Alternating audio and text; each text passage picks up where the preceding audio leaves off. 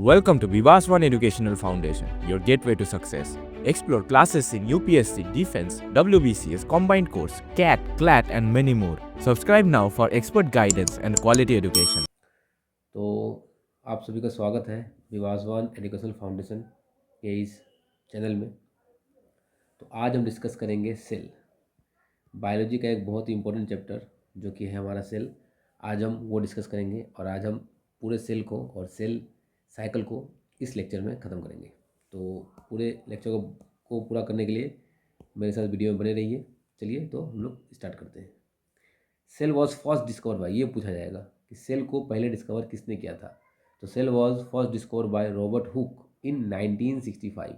कब डिस्कवर किया था? तो सेल को पहली बार डिस्कवर किया था रॉबर्ट हुक ने। कब किया था? तो 1965 में किया था। What is a cell? देखिए सेल है क्या। तो जिस तरह से मान लीजिए एक बिल्डिंग है और मैं आपसे अगर पूछूं कि बिल्डिंग क्या से बना है, तो आप बोलेंगे बिल्डिंग ईंट से बनते हैं, ब्रिक से बनते हैं। तो ये जो एक सिंगल एक यूनिट है जिससे ये बिल्डिंग रिपीट होकर बना है, वो हो गया उस बिल्डिंग का सेल। उस बिल्डिंग का सेल क्या है? ईंट है।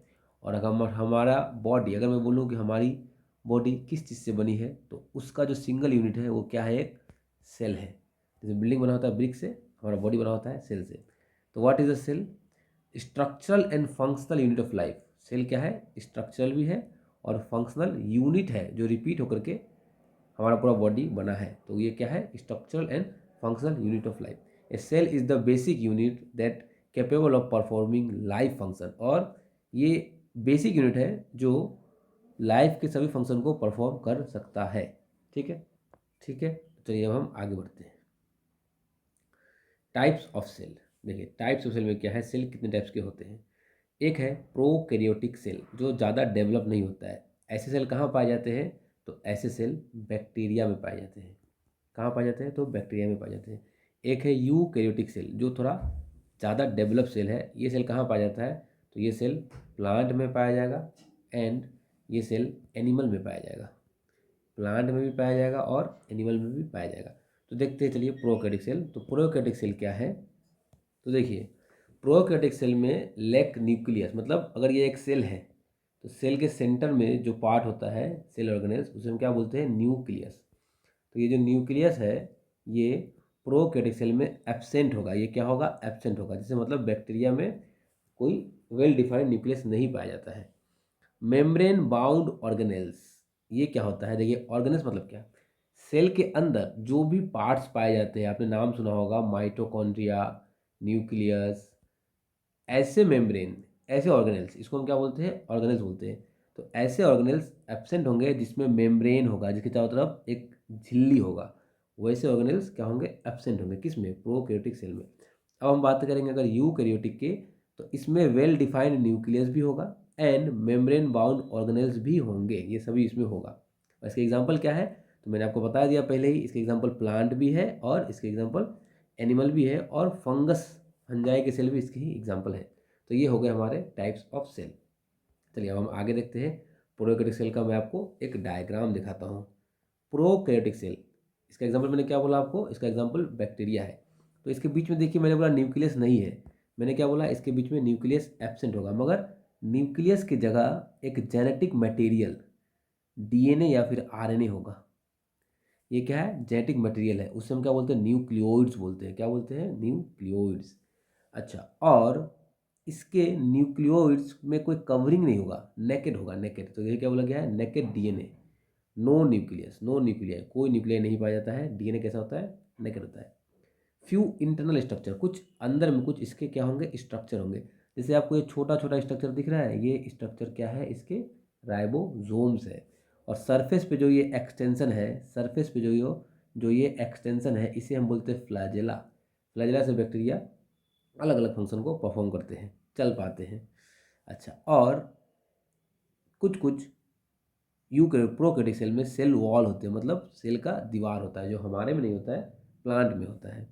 और इसके सेल वॉल के ही अलग अलग, मतलब सेल वॉल में 3 लेयर होते हैं। इसके सेल वॉल, सेल मेम्ब्रेन और कैप्सूल, ऐसे करके अलग अलग दीवार होते हैं। तो ये क्या है? इसका कैप्सूल है। वन सिंगल ऑर्गेनिज्म बैक्टीरिया, इसका एग्जाम्पल क्या है? इसका एग्जाम्पल बैक्टीरिया है। तो ये बेसिक प्रोकैरियोटिक सेल का डायग्राम था और इसका एक आइडिया मैंने आपको दिया। स्ट्रक्चर ऑफ सेल, ये जो एक स्ट्रक्चर है ये यूकैरियोटिक सेल का स्ट्रक्चर है। कैसे मैं बोल रहा हूँ ये यूकैरियोटिक सेल का स्ट्रक्चर है, क्योंकि आप देख पाएंगे यहाँ पर वेल डिफाइंड न्यूक्लियस दिखाया गया है, इसलिए मैं बोल रहा हूँ कि ये यूकैरियोटिक सेल का एग्जाम्पल है। ठीक है। अच्छा, अब आप देखेंगे तो न्यूक्लियस के चारों ओर एक मेम्ब्रेन है, सेल मेम्ब्रेन है, तो इसे हम क्या बोलेंगे, मेम्ब्रेन बाउंड ऑर्गेनेल्स। न्यूक्लियस क्या है, न्यूक्लियस है membrane bound organelles, membrane bound organelles है। ठीक मेम्ब्रेन के साथ आप, न्यूक्लियस के मेम्ब्रेन के साथ आप देखेंगे एक ऐसा स्ट्रक्चर लगा हुआ है। इस स्ट्रक्चर को हम क्या बोलते हैं, जो अंदर से कनेक्टेड रहता है एक दूसरे से, इस स्ट्रक्चर को हम क्या बोलेंगे, इसे हम बोलेंगे एंडोप्लाज्मिक रेटिकुलम।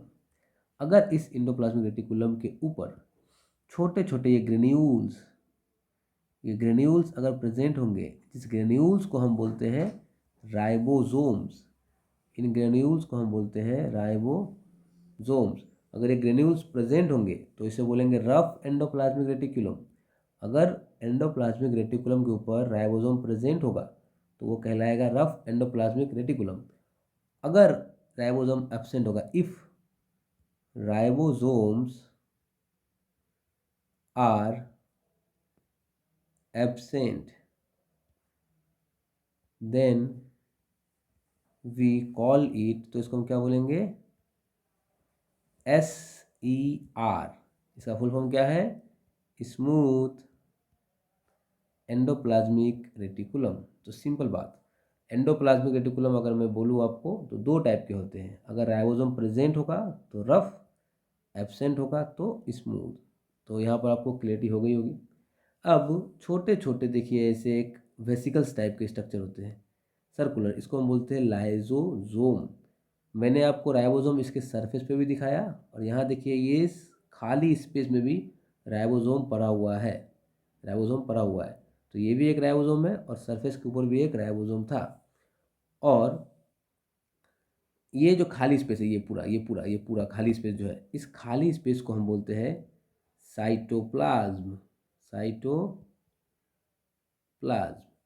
यहाँ आपको ये स्ट्रक्चर दिख रहा है, इसे हम बोलते हैं माइटोकॉन्ड्रिया। आगे हम लोग लेक्चर में इन सभी स्ट्रक्चर को डिटेल में देखेंगे, अभी मैं सिर्फ बेसिक बता देता हूँ कि सेल में माइटोकॉन्ड्रिया भी होता है।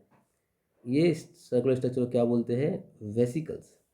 ये धागे नुमा स्ट्रक्चर, इससे मैं बोल रहा हूँ साइटो मतलब सेल, स्केलेटन मतलब सेल की हड्डियाँ, हम ऐसा बोल सकते हैं। ये क्या है, सेल की हड्डियाँ है। अगर आपसे पूछा जाए कि साइटो स्केलेटन का काम क्या है, तो नॉर्मली हमारे बॉडी में स्केलेटन क्या करता है, हमारी हड्डियाँ क्या करती है, हमें स्ट्रक्चरल सपोर्ट देती है। तो ये भी सेल को सपोर्ट देता है, सेल के ऑर्गेनल्स को स्ट्रक्चरल सपोर्ट देता है। और ये जो इसके चारों तरफ जो लेयर है, इसको हम बोलते हैं प्लाज्मा मेम्ब्रेन। ध्यान रहे, इस प्लाज्मा मेम्ब्रेन को मैं मेम्ब्रेन बोल रहा हूँ, इसे सेल वॉल के साथ कंफ्यूज नहीं करना है, क्योंकि एनिमल सेल में कोई सेल वॉल प्रेजेंट नहीं होता है। तो मैंने आपको कितने सारे सेल ऑर्गेनल्स दिखाया, सबसे पहले एक प्लाज्मा मेम्ब्रेन, दूसरा न्यूक्लियस, तीसरा रफ एंडोप्लाज्मिक रेटिकुलम, चौथा स्मूथ एंडोप्लाज्मिक रेटिकुलम, पांचवा गोल्जी एपरेटस, ये मैं तब दिखाना भूल गया, ये रहा, ये क्या है, गोल्जी एपरेटस। इन सभी के अपने अपने काम है, इकट्ठा इन लोगों को हम क्या बोलेंगे, सेल ऑर्गेनल्स। ठीक है। The sixth mitochondria, seventh ribosomes, eight lysosome, ninth vesicles, tenth cytoskeleton and 11th peroxisome. तो ये सभी क्या है, ये 11 सेल ऑर्गेनेल्स है। तो मैंने आपको सेल समझाया और सेल के अंदर क्या होगा वो भी समझाया, सेल ऑर्गेनेल्स। ठीक है, उम्मीद करता हूँ आपको ये क्लियर हो गया होगा। हम आगे देखते हैं, सेल के स्ट्रक्चर में थोड़ा और डिटेल में चलते हैं। देखिए ये थोड़ा छोटा छोटा लिखा हुआ है, इससे पहले वाले स्लाइड में मैंने आपको क्लियर कर दिया, फिर भी मैं इस बातों को थोड़ा सा एक्सप्लेन कर देता हूँ। ये देखिए आप, ये जो हमारा है ये क्या है, ये न्यूक्लियस है। न्यूक्लियस के अंदर एक छोटा सा स्ट्रक्चर है, मैं इसको डिटेल में बताऊंगा, फिर भी अभी बता देता हूँ। इसे हम बोलते हैं न्यूक्लियोलस। और इसके साथ देखिए ये जो अटैच्ड है, ये क्या है, एंडोप्लाज्मिक रेटिकुलम। अगर इस एंडोप्लाज्मिक रेटिकुलम से राइबोसोम अटैच होगा तो रफ, राइबोसोम अटैच नहीं होगा तो स्मूथ। तो ये सब तो पहले वाले साइड में मैंने आपको करवा रखा है। चलिए हम लोग अब आगे देखते हैं लेक्चर में। अब हम लोग एक एक करके सेल ऑर्गेनेल्स को डिस्कस करेंगे। तो अभी मैं क्या करता हूँ, फर्स्ट सेल ऑर्गेनेल्स को लेता हूँ जो कि हमारा है न्यूक्लियस। न्यूक्लियस आपने देखा अभी अभी कि न्यूक्लियस है क्या एक्चुअली में।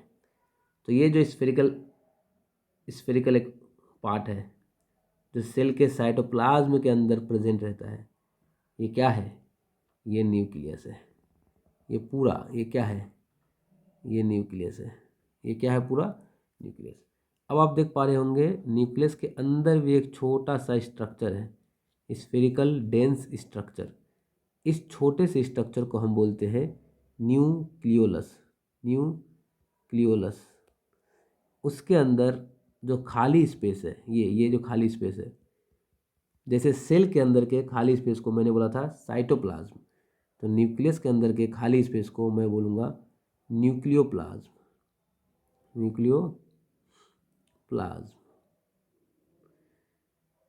जैसे इसके दीवार पे छोटे छोटे आपको पोर्स दिख रहे होंगे, छोटे छोटे पोर्स दिख रहे होंगे। इन पोर्स को हम बोलते हैं न्यूक्लियर पोर। इनके दीवार पे क्या देखेंगे आपको, छोटे छोटे पोर, उसे क्या बोलेंगे, न्यूक्लियर पोर। पोर मतलब क्या, एक छिद्र होगा जिससे अंदर वाले सब्सटेंस बाहर निकलेंगे और बाहर का कोई मटेरियल अगर होगा तो वो अंदर आएगा, न्यूक्लियोप्लाज्म में आएगा। तो ये कुछ पार्ट है किसके, न्यूक्लियस के। तो न्यूक्लियस के क्या क्या पार्ट्स मैंने आपको दिखाए, न्यूक्लियोलस, न्यूक्लियोप्लाज्म, न्यूक्लियर पोर। और अगर मैं बोलूँ तो ठीक देखिए आप, न्यूक्लियस से अटैच्ड ये है, क्या है ये, एंडोप्लाज्मिक रेटिकुलम। रेटिकुलम मतलब क्या होता है, एक जाल। तो ये क्या है, एंडोप्लाज्मिक रेटिकुलम है ये, ठीक है। अच्छा, अब क्या बोला गया यहाँ, ये देखिए, प्रोमिनेंट एंड लार्ज ऑर्गेनेल्स। ये एक बहुत ही बड़ा सेल ऑर्गेनेल्स है। मेन बहुत सारा काम है इसका, इसलिए ये क्या है, बहुत ही बड़ा सेल ऑर्गेनेल्स। ये हाउस है, घर है किसका, most of the cell DNA. Cell का जो भी डीएनए है, नाम सुना होगा आपने DNA, deoxyribonucleic acid, ये न्यूक्लियस में ही रहता है। और क्रोमोसोम भी न्यूक्लियस में ही रहता है। तो ये सभी पार्ट्स कहाँ रहते हैं, क्रोमोसोम के अंदर न्यूक्लियस के अंदर रहते हैं। कंटेन जीन्स, और इन डीएनए और क्रोमोसोम के अंदर होता है जीन्स। ये क्या है जो मैं ब्लैक से बना रहा हूँ, ये क्या है, ये जीन्स है। ये सभी क्या है, जीन्स है, जीन्स। मैं इसे यहाँ लिख देता हूँ, ये है जीन्स, ठीक है। तो ये रहा हमारा न्यूक्लियस। चलिए अब हम आगे देखते हैं। Control the activity of other cell organelles. मतलब ये क्या है, ये एक तरह से सेल का गार्जियन है, मतलब बाकी ऑर्गेनल्स का गार्जियन है। ये बाकी ऑर्गेनल्स के एक्टिविटी को कंट्रोल करता है, ठीक है। न्यूक्लियस में अगर हम और आगे बातें करें तो आप देखिए यहाँ पर न्यूक्लियस का फंक्शन दिखाया गया है। क्या है न्यूक्लियस का फंक्शन, कंट्रोल सेल्यूलर स्ट्रक्चर को कंट्रोल करेगा, डायरेक्ट सेल्यूलर एक्टिविटी, सेल की जो एक्टिविटी है उससे भी यही डायरेक्ट करेगा, उससे भी यही कंट्रोल करेगा, produce ribosome in the nuclei. मतलब क्या कि देखिए मैंने आपको कुछ बताया इससे पहले, ये जो पार्ट है न्यूक्लियोलस, इसमें राइबोसोम बनेगा। क्या बनेगा, राइबोसोम। और ये राइबोसोम जब बनेगा तो इस पोर से बाहर निकलेगा, और इस पोर से बाहर निकल के ये राइबोसोम जा करके बैठ जाएगा एंडोप्लाज्मिक रेटिकुलम के ऊपर, एंडोप्लाज्मिक रेटिकुलम के ऊपर। तब हम इस एंडोप्लाज्मिक रेटिकुलम को रफ एंडोप्लाज्मिक रेटिकुलम कहेंगे। और सम टाइम ये बाहर निकल के एंडोप्लाज्मिक रेटिकुलम पे नहीं बैठ के सेल के साइटोप्लाज्म में घूमने लगेगा, तब भी इसे हम राइबोसोम ही कहेंगे। तो अल्टीमेटली न्यूक्लियस के अंदर क्या बनता है, राइबोसोम बनता है। इसे देखिए यहाँ लिखा गया है प्रोड्यूस राइबोसोम इन न्यूक्लियाई। इसमें क्या बनता है, राइबोसोम्स बनते हैं, ठीक है।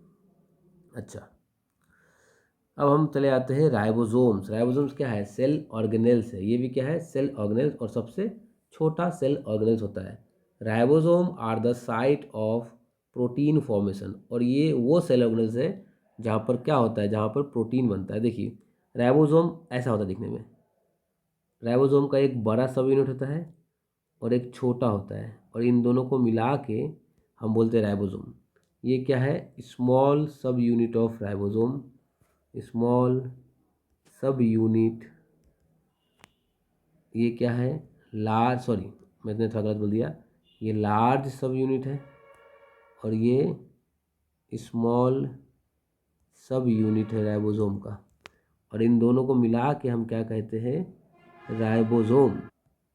राइबोसोम। तो ये जो राइबोसोम है, इसके बीच में इस तरह से mRNA फंसा हुआ रहता है। आपको अभी इतना डिटेल नहीं चाहिए, मैं इसमें समझा देता हूँ। इसके बीच में mRNA फंसा हुआ रहता है और ये मिल करके, ये लोग मिल करके प्रोटीन बनाते हैं। क्या बनाते हैं? प्रोटीन। तो क्या बोला गया है? राइबोसोम क्या करता है? प्रोटीन बनाता है। The name of this tiny granules reflect their high content of RNA। इसका नाम राइबोसोम क्यों है? क्योंकि इसके अंदर बहुत ज़्यादा RNA होता है। अब ये RNA क्या है, ये सब आप जेनेटिक्स के चैप्टर में डिटेल्स में पढ़ेंगे। अभी आप समझिए इसके अंदर ज़्यादा क्या होता है? RNA होता है, इसलिए इसे हम राइबोसोम कहते हैं। They either attach to rough endoplasmic reticulum और फ्लोट फ्रीली इन साइटोप्लाज्म। मैंने ये पहले ही बोल दिया कि या तो वो रफ एंडोप्लाज्मिक रेटिकुलम की दीवार पे होगा या फिर वो सेल के साइटोप्लाज्म में घूम रहा होगा। और आप ध्यान रखिए, ये दोनों ही अलग अलग टाइप के राइबोसोम हैं। जो सेल के साइटोप्लाज्म में घूमता है उसे कहते हैं ATS टाइप राइबोसोम। एस मतलब सेडिमेंटेशन कोएफिशिएंट। और जो सेल ऑर्गेनेल्स के ऊपर होता है उसे बोलते हैं 70S type ribosome. Cell organelles मतलब एंडोप्लाज्मिक रेटिकुलम के ऊपर जो होता है वो भी राइबोसोम है, और जो साइटोप्लाज्म में घूमते हैं वो भी राइबोसोम है, मगर थोड़ा सा इसमें डिफरेंस है। क्या डिफरेंस है? जो साइटोप्लाज्म में घूमते हैं वो 80S टाइप होते हैं, और जो सेल ऑर्गेनेल्स के ऊपर होते हैं वो 70S टाइप होते हैं। और मैंने पहले ही बोल दिया कि ये क्या होते हैं, देखिए, कंसिस्ट ऑफ 2 सब यूनिट, एक लार्ज और एक स्मॉल। ये रहा लार्ज और ये रहा स्मॉल। तो इन बातों को मैंने आपको क्लियर करवा दिया। चलिए अब लेक्चर में आगे देखते हैं। देखिए किस तरह से लार्ज सब यूनिट और स्मॉल सब यूनिट मिल करके एक कंप्लीट फंक्शनल यूनिट फॉर्म करता है। अब हम चले आते हैं एक दूसरे सेल ऑर्गेनेल्स में जिसका नाम है एंडोप्लाज्मिक रेटिकुलम। क्या है ये एंडोप्लाज्मिक रेटिकुलम? ये देखिए, न्यूक्लियस के दीवार से अटैच रहता है। मैंने पहले ही बोल दिया, मैं फिर बोलता हूँ, अगर राइबोसोम आपको दिखा तो रफ एंडोप्लाज्मिक रेटिकुलम, और राइबोसोम नहीं होगा तो smooth endoplasmic reticulum. A network of filament the form of flattened sac और ट्यूब्यूल। क्या है? ये एक फिलामेंट का नेटवर्क है जो फ्लैटेंड सैक और ट्यूब्यूल के फॉर्म में होता है। ये 2 टाइप के होते हैं, एक होता है रफ, दूसरा होता है स्मूथ। रफ कब होगा? जब राइबोसोम प्रेजेंट होगा। Ribosome is present. और स्मूथ कब होगा? जब राइबोसोम एब्सेंट होगा। Ribosome is absent. तो रफ होगा और कभी स्मूथ भी होगा। ठीक है। स्ट्रक्चर ऑफ एंडोप्लाज्मिक रेटिकुलम, ये आप देखिए, जैसे ही सेल इन्वेलप खत्म होता है, सेल इन्वेलप खत्म होता है उसके बाद ही ये स्ट्रक्चर स्टार्ट हो जाता है। और इसके ऊपर क्या बैठा हुआ है? ये राइबोसोम बैठे हुए हैं, इसलिए इसको मैंने क्या बोला? रफ। और जहाँ राइबोसोम एब्सेंट, देखिए यहाँ राइबोसोम नहीं है, तो इसे हमने क्या बोला? स्मूथ। क्लियर है बिल्कुल। चलिए आगे चलते हैं। अब काम क्या है एंडोप्लाज्मिक रेटिकुलम का? तो सबसे पहला काम यहाँ बोला गया है कि rough endoplasmic reticulum synthesize protein. मतलब क्या? कि इसके दीवार पे एक्चुअली राइबोसोम जो उसको दीवार पर बैठा हुआ है वो करेगा प्रोटीन सिंथेसाइज, ना कि एंडोप्लाज्मिक रेटिकुलम। तो इसके दीवारों पे जो प्रोटीन मैशनरी बैठे हुए हैं, राइबोसोम बैठे हुए हैं, ये लोग करेंगे क्या? प्रोटीन सिंथेसाइज, ना कि कौन? Endoplasmic reticulum. इसलिए यहाँ बोला गया है कि एंडोप्लाज्मिक रेटिकुलम क्या करता है? प्रोटीन बनाता है। Rough endoplasmic reticulum involve in post transcriptional modification such as glycation. ये क्या है? पोस्ट ट्रांसक्रिप्शनल मॉडिफिकेशन, ये बहुत हार्ड वर्ड है। मतलब प्रोटीन का बनना, mRNA से प्रोटीन का बनना कहलाता है ट्रांसलेशन। और वो जो प्रोटीन बनता है उसे थोड़ा मॉडिफाई करना होता है। मान लीजिए रेड रेड डॉट डॉट जो है ये प्रोटीन है, तो इसे प्रोटीन को मॉडिफाई करना होता है। तो ये प्रोटीन कैसे बना? ट्रांसलेशन से बना। तो इसको अगर मुझे मॉडिफाई करना होगा तो क्या कहेंगे? Post translational modification. वो भी कहाँ होता है? रफ एंडोप्लाज्मिक रेटिकुलम के ऊपर ही होता है। अब रफ एंडोप्लाज्मिक रेटिकुलम ने तो बनाया प्रोटीन, तो स्मूथ एंडोप्लाज्मिक रेटिकुलम बैठा तो नहीं रहेगा, वो भी कुछ बनाएगा। तो वो बनाता है फॉस्फोलिपिड, एक तरह का लिपिड है, कोलेस्ट्रॉल। इन मेनी टिश्यू, कुछ कुछ टिश्यू में ये कोलेस्ट्रॉल बनाता है, कुछ कुछ टिश्यू में ये स्टेरॉइड हार्मोन्स बनाते हैं, जैसे एड्रिनल ग्लैंड्स में। एड्रिनल ग्लैंड कहाँ होता है? किडनी के ऊपर होता है एड्रिनल ग्लैंड। तो ये है एड्रिनल ग्लैंड। इसमें ये क्या, इस वाले टिश्यू के सेल में, मान लीजिए टिश्यू है और इसका ये सेल है, इस सेल को मैं बड़ा करके दिखाता हूँ बाहर, इस सेल को मैं बड़ा करके बाहर दिखाता हूँ। तो इसके न्यूक्लियस के साथ क्या होगा? राइबोज ये अटैच होगा, एंडोप्लाज्मिक रेटिकुलम अटैच होगा, और ये है मान लेता हूँ स्मूथ एंडोप्लाज्मिक रेटिकुलम। तो ये जो SER है ये क्या करेगा? हार्मोन बनाएगा। सिर्फ कौन? एड्रिनल ग्लैंड के। बाकी आपके हाथ में पैर में जो सेल है उसके smooth endoplasmic reticulum steroid hormone नहीं बना सकते, इस बात को याद रखिएगा। SER करता क्या है? अल्टीमेटली ग्लाइकोजेन मेटाबॉलिज्म में हेल्प करता है। ग्लाइकोजेन क्या है? ग्लाइकोजेन एक कार्बोहाइड्रेट है जो आपके बॉडी में ग्लूकोज से बनता है, उसको भी काम में लगाता है कौन? Smooth endoplasmic reticulum. ये क्या करता है? स्टोर करता है और रिलीज करता है कैल्शियम आयन। कहाँ पे? सेल में। इससे क्या होता है? जो मसल के कॉन्ट्रैक्ट करने में हेल्प करता है। अगर आपके बॉडी में कैल्शियम आयंस नहीं होंगे तो आपका मसल कॉन्ट्रैक्ट नहीं कर पाएगा। और मैं जब भी बातें कर रहा हूँ, मेरे ओरल कैविटी के बहुत सारे फेशियल मसल्स कॉन्ट्रैक्ट रिलैक्स कर पा रहे हैं, तभी मैं ये बातें कर पा रहा हूँ। अगर कैल्शियम आयन नहीं होता इस मसल में तो मैं बात भी नहीं कर पाता। तो ये रोल है कैल्शियम आयन का मसल कॉन्ट्रैक्शन में। अच्छा, अगर मैं बात करूँ लीवर में और किडनी में, तो इसमें detoxified drug and harmful substance को SER क्या करता है? डिटॉक्सिफाई करता है। अगर आपने कुछ गलत ड्रग खा लिया और हार्मफुल सब्सटेंस खा लिया तो उसको भी SER मॉडिफाई करेगा या डिटॉक्सिफाई करेगा। Remove the phosphate group G6P, मतलब ग्लूकोज 6 फॉस्फेट फॉर्म है, फुल फॉर्म है इसका, and release free glucose in blood. और क्या करता है? हमारे बॉडी में जो ग्लूकोज 6 फॉस्फेट है उससे फॉस्फेट को बाहर निकालेगा और ब्लड को फ्रेश ग्लूकोज देगा कौन? Smooth endoplasmic reticulum. तो ये सभी काम है स्मूथ एंडोप्लाज्मिक रेटिकुलम के, इसे आपको याद रखना होगा। ठीक है, चलिए स्टूडेंट्स, तो हम लोग अब आगे चलते हैं। अब मैंने क्या क्या करवा दिया आपको? अभी तक हमने न्यूक्लियस कर लिया, न्यूक्लियस कर लिया, राइबोसोम्स कर लिया, राइबोसोम्स कर लिया, गोल्जी बॉडी अभी करेंगे, और क्या कर लिया? एंडोप्लाज्मिक रेटिकुलम कर लिया। इसमें दो टाइप का किया, स्मूथ एंडोप्लाज्मिक रेटिकुलम को देखा हमने, रफ एंडोप्लाज्मिक रेटिकुलम को भी देखा हमने। अब हम करेंगे एक नया टॉपिक, ये भी एक सेल ऑर्गेनेल्स है, बहुत ही इंपॉर्टेंट सेल ऑर्गेनेल्स है, जिसका नाम है गोल्जी कॉम्प्लेक्स।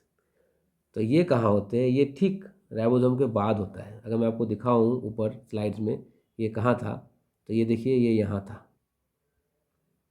ये रहा, देखिए ये एंडोप्लाज्मिक रेटिकुलम है, तो ये रहा गोल्जी कॉम्प्लेक्स। तो यहाँ से जो मटेरियल्स निकलेगा लाइक प्रोटीन और लिपिड्स, इसको ये पैकेज करेगा और पैकेज करके बाहर निकालेगा। पैकेजिंग करता है अल्टीमेटली। गोल्जी बॉडी करता है क्या है? गोल्जी एपरेटस करता है क्या है? पैकेजिंग करता है। तो चलिए स्लाइड्स में देखते हैं, हम स्लाइड्स में देखते हैं क्या लिखा है। गोल्जी कॉम्प्लेक्स, अच्छा पहले इसके स्ट्रक्चर बारे में बोला गया। क्या बोला गया? Consist of 3 to 20 sister. नहीं, ये जो दिख रहा है आपको ये स्ट्रक्चर, इसको सिस्टर नहीं बोलते हैं, इसको छोड़ के, इस वाले पार्ट को छोड़ के इसको बोलते हैं सिस्टर नहीं। तो 1 2 3 4 5 ऐसे 3 से लेकर के 20 तक सिस्टर नहीं होगा, और वो स्मॉल होंगे और फ्लैटेंड होंगे और एक साथ सैक में प्रेजेंट होंगे। इसका दो फेज होगा, एक होगा ये वाला फेज कहलाएगा, तो इस वाले फेज को हम बोलेंगे, ये कैसा है देखिए, कॉनकेव है ये, कॉनकेव मतलब ऐसा एक फेज, ऐसा अपेरेंस है इसका, तो इसे हम बोलेंगे सिस फेज। और ऊपर वाला देखिए ये ऐसा अपीयरेंस है तो इसे कहेंगे कॉन्वेक्स अपीयरेंस, और इसे बोलेंगे ट्रांस फेज। मतलब इस वाले पार्ट को ट्रांस, इस वाले को सिस, और ये सभी को मैंने क्या बोला, सिस्टर्नी। और ये छोटा छोटा जो है इसे कहेंगे वेसिकल्स। तो मेनली गोल्जी कॉम्प्लेक्स सिस्टर्नी और वेसिकल्स से मिल के बना होता है, वेसिकल्स से मिल के बना होता है, सिस्टर्नी एंड वेसिकल्स से मिल के बना होता है। ठीक है। Most cell have several Golgi complex. Cell में बहुत सारे गोल्जी कॉम्प्लेक्स होते हैं। Golgi complex are more extensive in cell that secrete protein. जो सेल ज़्यादा प्रोटीन सीक्रेट करता है उसके गोल्जी कॉम्प्लेक्स ज़्यादा एक्सटेंसिव होते हैं, ज़्यादा फैले हुए होते हैं। मॉडिफायर, सॉर्ट, पैकेज, इसका काम क्या है, मॉडिफाई करना, सॉर्ट करना, पैकेज करना और ट्रांसपोर्ट करना, किसको, प्रोटीन को, जो किसने बनाया, रफ एंडोप्लाज्मिक रेटिकुलम ने बनाया। मैंने पहले ही बता दिया आपको कि गोल्जी कॉम्प्लेक्स का काम क्या होता है। चलिए आगे चलते हैं। Processing and packaging of protein bye Golgi complex. कैसे प्रोसेसिंग एंड पैकेजिंग हो रहा है, देखिए रफ एंडोप्लाज्मिक रेटिकुलम में ये दिख रहा है आपको, ये राइबोसोम है, ये राइबोसोम है। राइबोसोम के अंदर जो mRNA था, ये mRNA है, इससे बना प्रोटीन, इससे क्या बना, ये है प्रोटीन। ये प्रोटीन ऐसे करके एक वेसिकल्स के अंदर बंद हो गया, और ये वेसिकल अंदर गया, किसके अंदर, गोल्जी बॉडी के अंदर, और यहाँ से पैकेज होके बाहर निकल गया, और जहाँ उसे जाना था वहाँ वो पहुँच गया। तो इस तरह से पैकेजिंग होता है किसके अंदर, इस तरह से पैकेजिंग होती है किसके अंदर, गोल्जी कॉम्प्लेक्स के अंदर। ठीक है, चलिए आगे। अब आते हैं बहुत ही इंपॉर्टेंट सेल ऑर्गेनेल्स जिसका नाम है माइटोकॉन्ड्रिया। बचपन से हम सुनते आ रहे हैं कि ये क्या है, ये हमारे सेल का पावर हाउस है। पावर हाउस मतलब क्या, ये हमें हमारे सेल को क्या देता है, एनर्जी देता है, इसलिए इसे क्या बोलते हैं, पावर हाउस बोलते हैं। कैसा है, इलोंगेटेड है, रॉड शेप का है। ठीक है। अच्छा, नंबर में very as 100, as many as 1000, हज़ारों हो सकते हैं, डिपेंड करता है कि कौन सा सेल है। अगर ये वो सेल है, ऐसे मसल सेल है जो बहुत काम में लगते हैं, जिसे एनर्जी बहुत ज़्यादा चाहिए होता है, तो यहाँ बहुत ज़्यादा होगा, और ऐसे सेल जो हमेशा रेस्ट में रहता है तो यहाँ कम होगा। Active cell such as muscle, liver, kidney which use ATP, और ये क्या, एटीपी को यूज़, ये क्या करता है, हमें एटीपी देता है, जो सेल यूज़ करते हैं, have a large number of mitochondria. और ऐसे सेल जो एक्टिव है उसमें माइटोकॉन्ड्रिया बहुत ज़्यादा होगा, लार्ज नंबर में होगा। माइटोकॉन्ड्रिया का अगर मैं स्ट्रक्चर के बारे में बात करूं तो माइटोकॉन्ड्रिया में दो मेम्ब्रेन होते हैं। देखिए ये जो बाहर का कवरिंग है इसे बोला जा रहा है आउटर मेम्ब्रेन, अंदर का जो कवरिंग है इसे बोला जाता है इनर मेम्ब्रेन, और ये इनर मेम्ब्रेन ही इनफोल्ड हो जाता है, ऐसे करके फोल्ड हो जाता है। तो इस इनर मेम्ब्रेन के इनफोल्डिंग को हम लोग बोलते हैं क्रिस्टे। और इसके अंदर जो फ्लूइड है, इसके अंदर जो फ्लूइड है, फ्लूइड इसे कहते हैं मैट्रिक्स। फ्लूइड को बोलते हैं क्या, मैट्रिक्स। और इसको क्या बोलते हैं, folding, folding of inner membrane. इसके ऊपर में क्या होता है, इसके ऊपर में राइबोसोम्स होते हैं, और इसके पास कुछ एंजाइम्स होते हैं सरफेस पे लगा हुआ। ये F1 F0 पार्टिकल है, ये आपको नहीं चाहिए, बस आप इतना समझिए तो काफ़ी है। इसका काम क्या है, इसका काम है एटीपी जनरेट करना, मतलब सेल को एनर्जी देना। और ये क्या करता है, बायोकेमिकल रिएक्शन में हेल्प करता है। मतलब हमारे बॉडी में मैंने जो खाना खाया उसका बहुत सारा रिएक्शन होता है, उसे बोलते हैं बायोकेमिकल रिएक्शन, वो इसमें ये हेल्प करता है। ठीक है, चलिए अब आते हैं एक और सेल ऑर्गेनेल जिसका नाम है lysosome. Membrane enclose vesicles that form A Golgi complex. ये क्या है, मैंने जो दिखाया ना वेसिकल्स गोल्जी कॉम्प्लेक्स के साथ, ये वही है, इसको अलग से दिखाया जा रहा है और कुछ नहीं। 60 kind of powerful digestive and hydrolytic enzyme, इसके अंदर डाइजेस्टिव और हाइड्रोलिटिक एंजाइम्स भरे हुए होते हैं। ठीक है, तो बहुत सारे 60 टाइप के हाइड्रोलिटिक एंजाइम इसमें पाए जाते हैं। लाइजोजाइम एक एंजाइम है जो क्या करता है, रिसाइकल करता है वार्म आउट सेल स्ट्रक्चर, जो सेल का जो भी सेल स्ट्रक्चर जो वार्म आउट उसको वो रिसाइकल करता है। अच्छा, इसके अंदर और एंजाइम है जो स्पर्म में होते हैं, और स्पर्म के ऊपर, अगर स्पर्म एक सेल है बॉडी का जिसके ऊपर कुछ एंजाइम्स होते हैं जिससे ये ओवम को फर्टिलाइज करके उसके अंदर एंटर कर पाता है, तो उसके ऊपर भी यही एंजाइम्स होते हैं। Some disorders are cause by faulty और एब्सेंस ऑफ लाइजोजाइम। अगर लाइजोजाइम एब्सेंट होगा तो कुछ बीमारियां हो सकती है, जिनके नाम है नीमेंस पिक डिजीज़ और गोचर्स डिजीज़। ये सब कब होते हैं, जब जो हमारे लाइसोजाइम में कुछ एंजाइम्स एब्सेंट रहते हैं या ख़राब रहते हैं, तब ये सब बीमारियाँ हो सकती है। अच्छा, साइटोस्केलेटन मतलब क्या? सेल की हड्डियाँ। साइटोस्केलेटन ये सेल की हड्डियाँ अलग अलग चीज़ों से मिलकर बनी होती है। जैसे माइक्रोट्यूब्यूल्स एक पार्ट है साइटोस्केलेटन का। ये क्या होता है? ये लॉन्ग होलो अनब्रांच पोलर सिलेंडर से, मतलब ऐसे होते हैं। ये ऐसा है, लंबा लंबा सिलेंडर से, लंबा लंबा सिलेंडर है। ये लंबा लंबा क्या है? सिलेंडर है। ठीक है। अच्छा, made up of protein tubulin, और ये क्या का बना होता है? तो ये प्रोटीन का बना होता है। ये क्या का बना होता है? तो ये प्रोटीन का बना होता है। The largest of the cytoskeleton compartment, और ये क्या है? साइटोस्केलेटन का सबसे मेन कंपार्टमेंट माइक्रोट्यूब्यूल्स ही होते हैं। देखिए ये कैसे बने होते हैं, ये एक, ये दूसरा, इस तरह से ये बने हुए होते हैं। अच्छा, और माइक्रोट्यूब्यूल्स, और नेक्स्ट है माइक्रोफिलामेंट, ये भी साइटोस्केलेटन का ही एक पार्ट है। ये क्या है? थिनेस्ट एलिमेंट है साइटोस्केलेटन का, कंपोज ऑफ प्रोटीन। ये भी क्या का बना होता है? प्रोटीन का। और कौन सा प्रोटीन का? तो एक्टिन प्रोटीन का बना होता है। मोस्ट एबेंडेंट इंट्रासेलुलर प्रोटीन है हमारे सेल के अंदर, सबसे ज़्यादा यही प्रोटीन पाया जाता है सेल के अंदर। That that concentrate just under the plasma membrane, जो कहाँ होता है? ठीक ये सेल का प्लाज्मा मेम्ब्रेन है उसके नीचे होता है। सेल के प्लाज्मा मेम्ब्रेन के ठीक नीचे, ये सेल का नहीं, मैं एग्जांपल दिखा रहा हूँ कि सेल के प्लाज्मा मेम्ब्रेन के ठीक नीचे होता है। ये रहा, ये क्या है? ट्यूबुलिन प्रोटीन है, सॉरी एक्टिन प्रोटीन है। तो most prevalent at the edge of the cell, सबसे ज़्यादा कहाँ होता है? ये सेल के कोने में सबसे ज़्यादा होता है। सबसे ज़्यादा कहाँ होता है? ये सेल के कोने में अगर मैं इनकी फंक्शंस की बातें करूँ तो क्या है फंक्शन? मैकेनिकल सपोर्ट देता है सेल को। ये सेल को अगर आप यहाँ से चोट लगाना चाहोगे तो यहाँ पर ये इसको क्या करेगा? मैकेनिकल सपोर्ट देगा। Microfilament I involve in muscle contraction, और ये भी क्या करता है? मसल कॉन्ट्रेक्शन में हेल्प करता है, जो कि हम लोग मसल वाले चैप्टर में डिटेल में देखेंगे। ठीक है, तो देखिए सेल तो हमने अच्छे से देख लिया। अब हम देखेंगे कि एक सेल है। आप भी सोचिए, जब आप बचपन में हम लोग कितने छोटे थे, और आज अगर देखा जाए तो हम कितने बड़े हो चुके हैं। तो एक सेल जो भी था वो अगर एक से चार नहीं बनता, एक से दो नहीं बनता, तो हम इतने छोटे से इतना बड़ा नहीं हो पाते। तो इसका मतलब क्या? सेल पक्का डिवाइड होता है। सेल क्या होता है? डिवाइड होता है। सेल में डिविजन्स होते हैं और सेल अपना एक साइकिल कंप्लीट करता है। तो अब हम देखेंगे cell cycle and cell division क्या है ये। तो सबसे पहले सेल साइकिल क्या होता है? ये सेल साइकिल ये क्या होता है? ठीक है, चलिए। द सेल साइकिल मतलब क्या? The sequence of event from the time of a cell first arise as a result of cell division, मतलब कि ये एक सीक्वेंस है, एक इवेंट है टाइम का, जिसमें सेल बनता है सेल डिवीजन से, until the time when that it self divide, मतलब क्या? एक सेल बना जब तक ये डिवाइड होकर एक से दो ना बन जाए, और इसके अंदर जो सीक्वेंस जो इवेंट्स है उसको हम बोलेंगे सेल साइकिल। ठीक है। अच्छा, this consist of periods of growth and development, इसमें सेल की ग्रोथ होती है, डेवलपमेंट होता है। सेल का जो डीएनए है वो एक से दो होता है, और डीएनए के एक से दो होने को हम कहते हैं DNA replication. Preparation for sale division, और सेल डिवाइड करने के लिए खुद को प्रिपेयर करता है, और अल्टीमेटली सेल डिवाइड करता है। ये सभी किस में होते हैं? ये सभी सेल साइकिल में होते हैं। ये सब किस में होता है? ये सभी सेल साइकिल्स में होते हैं।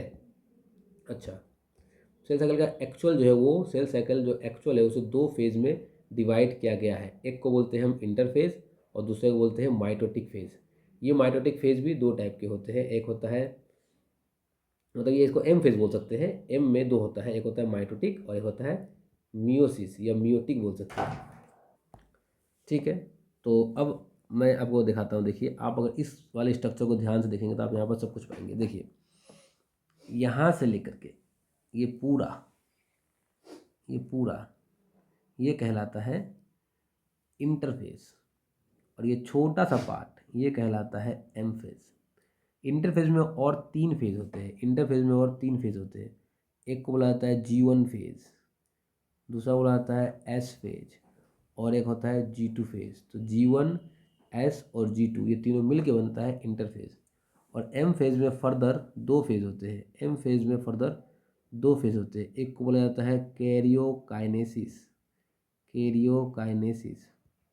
और एक को बोला जाता है साइटोकाइनेसिस। कैरियोकाइनेसिस का मतलब होता है डिवीज़न ऑफ न्यूक्लियस। सेल के अंदर जो न्यूक्लियस है वो डिवाइड करेगा। तो ये क्या है? तो ये होता है डिवीज़न ऑफ न्यूक्लियस। और साइटोकाइनेसिस में होता है साइटोप्लाज्म का डिवीज़न। तो बोलेंगे डिवीज़न ऑफ साइटोप्लाज्म। तो कैरियोकाइनेसिस एक है और दूसरा क्या है? साइटोकाइनेसिस। अब कैरियोकाइनेसिस के फर्दर 4 फेजेस। कैरियोकाइनेसिस के फर्दर 4 फेजेस। एक होता है प्रोफेज, दूसरा होता है मेटाफेज, इसके बाद होता है एनाफेज और फिर होता है टीलोफेज। तो ये सभी सेल डिवीज़न के फेजेस है। तो मैं एक बार फिर से आपको रिवाइज करवा दूँ मैंने क्या क्या बोला। तो मैंने बोला सबसे पहले कि सेल के 2 फेज, एक इंटरफेज दूसरा एम फेज। इंटरफेज के 3 part G1 S G2। M phase के 2 कैरियोकाइनेसिस साइटोकाइनेसिस। कैरियोकाइनेसिस के further 4 prophase metaphase anaphase telophase. तो देखिए ये सभी यहाँ पर मेंशन किया गया है। सबसे पहले हम बातें करेंगे इंटरफेज। तो इंटरफेज में पहला फेज है G1 फेज, दूसरा है S फेज, तीसरा है G2 फेज और इन तीनों को मिला के हम बोलते हैं इंटरफेज। और फिर बोलेंगे अगर हम एम फेज तो इसमें पहला है प्रोफेज मेटाफेज एनाफेज टीलोफेज और इतने को हम क्या बोलेंगे? कैरियोकाइनेसिस। और लास्ट क्या है? साइटोकाइनेसिस। तो ये मैंने आपको पार्ट्स को समझाया। अब हम लोग आगे बढ़ते हैं। सबसे पहले बात करते हैं इंटरफेज में। तो इंटरफेज क्या है? Period of growth and DNA replication between the cell division. मतलब सेल यहाँ पर ग्रोथ होगा और अपने डीएनए को डबल करेगा। डीएनए को डबल करने को कहते हैं डीएनए रेप्लिकेशन। इसके अंदर 3 फेज होते हैं। एक होता है G1 फेज, दूसरा S फेज और तीसरा होता है G2 फेज। G1 फेज में क्या होता है? सेल बस साइज में इंक्रीज करता है और कुछ नहीं। सेल बस साइज में इंक्रीज करता है। एस फेज में क्या होता है? डीएनए डबल हो जाता है। डीएनए डबल हो जाता है। इसमें क्या होता है? 2 sister strand of DNA call chromatin are produce. मतलब क्या कि मान लीजिए ये जो है ये सेल है, ये पूरा सेल है, ये जो पूरा का पूरा क्या है? ये पूरा का पूरा सेल है। सेल के अंदर ये न्यूक्लियस है। इसके अंदर जो डीएनए था, इसके अंदर जो डीएनए था ये 1 से 2 बन गया। ये 1 से क्या बन गया? 2 बन गया। और ये बिखरा हुआ रहता है। किस फॉर्म में बिखरा हुआ रहता है? तो क्रोमेटीन के फॉर्म में बिखरा होता है। ठीक है। अच्छा, तो डीएनए रेप्लिकेशन कहाँ होता है? एस फेज में होता है। यही सब क्वेश्चंस आते हैं।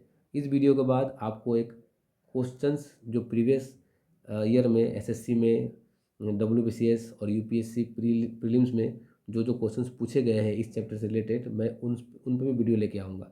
तो आप लोग चैनल को सब्सक्राइब करके रखिए ताकि नेक्स्ट वीडियो आते ही आपको सबसे पहले नोटिफिकेशन मिल जाए। और उन क्वेश्चंस को मैं डिटेल में डिस्कस करूँगा। उस टाइम आपको इन कॉन्सेप्ट को क्लियर रखना होगा, तभी आपको वो क्वेश्चन समझ में आएंगे और मैं उसको भी डिटेल में बोलूँगा ताकि आपको आसानी से समझ में आ जाए। चलिए लेक्चर में हम लोग आगे बढ़ते हैं।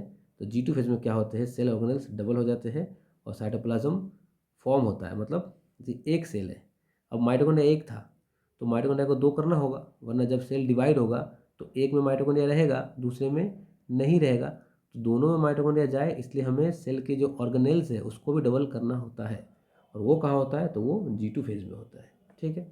चलिए, तो ये सेल साइकिल का जो डायग्राम जो मैंने आपको पहले ही अच्छे से समझा रखा है। ठीक है। अब हम आते हैं माइटोटिक फेज। ये एम फेज का पार्ट है। तो mitotic phase is stage when cell is divide. तो देखिए इंटरफेज में क्या हुआ? सेल ने प्रिपरेशन करा किसके लिए? डिवीजन के लिए। और अब उस टाइम आ चुका है जहाँ पर सेल सच में डिवाइड करेगा। तो mitosis cell division of a single nucleus and 2 genetically identical daughter nuclei. इसमें फर्स्ट फेज में क्या होता है? सेल के अंदर जो न्यूक्लियस है वो पहले 2 बनेगा। वो पहले कितना बनेगा? 2 बनने के लिए तैयार होगा। दिस डिवीजन ऑफ 2 प्रोसेस, ये डिवीजन 2 प्रोसेस में होता है। एक होता है डिवीजन न्यूक्लियस का और दूसरा होता है डिवीजन और सेपरेशन साइटोप्लाज्म का। जो डिवीजन न्यूक्लियस का होता है उसे हम बोलते हैं कैरियोकाइनेसिस और जो साइटोप्लाज्म का होता है उसे हम कहते हैं साइटोकाइनेसिस। एक कैरियोकाइनेसिस होता है, दूसरा साइटोकाइनेसिस होता है। तो मैंने फिर आपको बोला कैरियोकाइनेसिस के अंदर 4 part prophase metaphase anaphase telophase. ठीक है। तो देखिए तो इंटरफेस तो हमने कर रखा है। अब प्रोफेज में क्या होगा, इसके अंदर न्यूक्लियस के अंदर जो डीएनए था, जो क्रोमेटिन था, ये दिख रहा है आपको, ये गुच्छा, ये अरेंज होकर के इसने क्रोमोसोम बनाना स्टार्ट कर दिया। पहले क्या किया इसने, ये फर्स्ट फेज में क्या किया, प्रोफेज में क्या किया इन्होंने क्रोमोसोम बनाना स्टार्ट कर दिया।